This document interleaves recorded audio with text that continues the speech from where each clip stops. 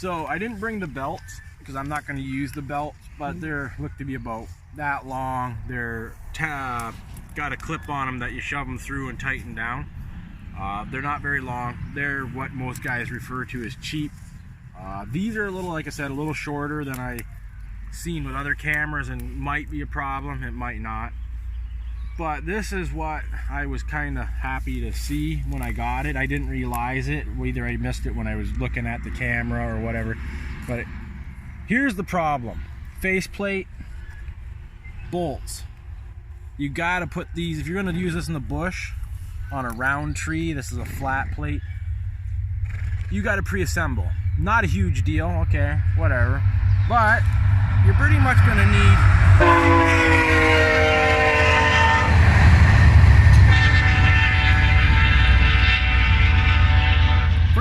need a screw gun to put them in when you're up in the tree trying to put them up in the air. And this is a problem, even for me, even though I'm not huge on noise per se. I hunt for meat. I take whatever is legal. But you need to pre-assemble these if you are going to use this mount into the bush. Pre-assemble is not too bad. Just thread your stuff on and tighten up. Just need a wrench, some vice grips to hold the back piece. What did we do with the wrench?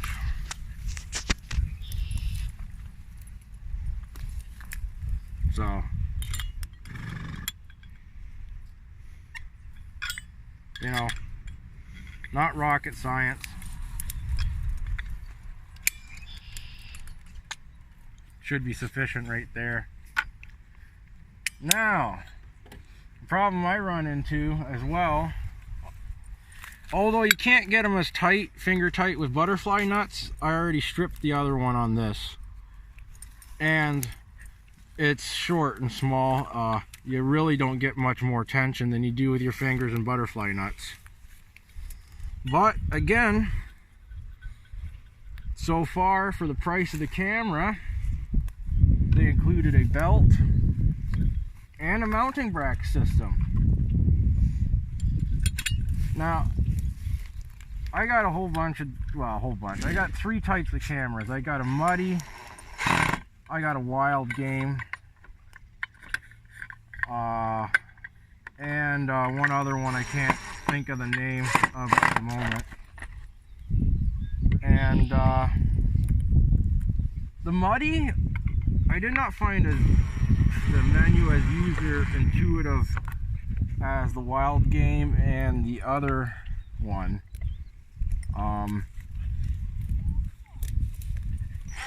This one here, I pretty much didn't even crack the manual for setup.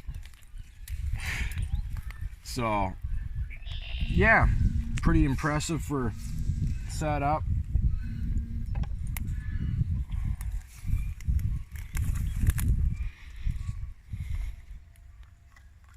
You know, just your standard thread onto your base plate.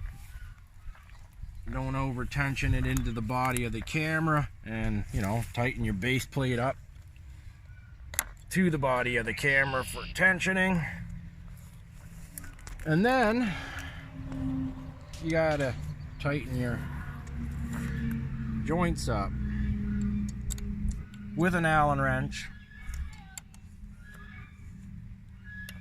while trying to support your camera in the general position that you wanted it. Not a great design there. I'm doing this on the ground just to test them out, see how reliable they are.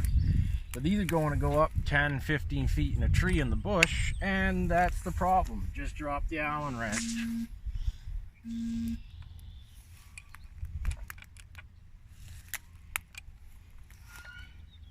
And clean my lenses down. So, nice camouflage on the cameras, double clip switch, or double clip releases on the side. They're a little bit noisy, whatever. This is what I like compared to the wild game.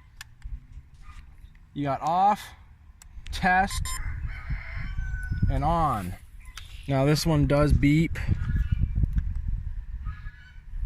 when you switch your switch on as well.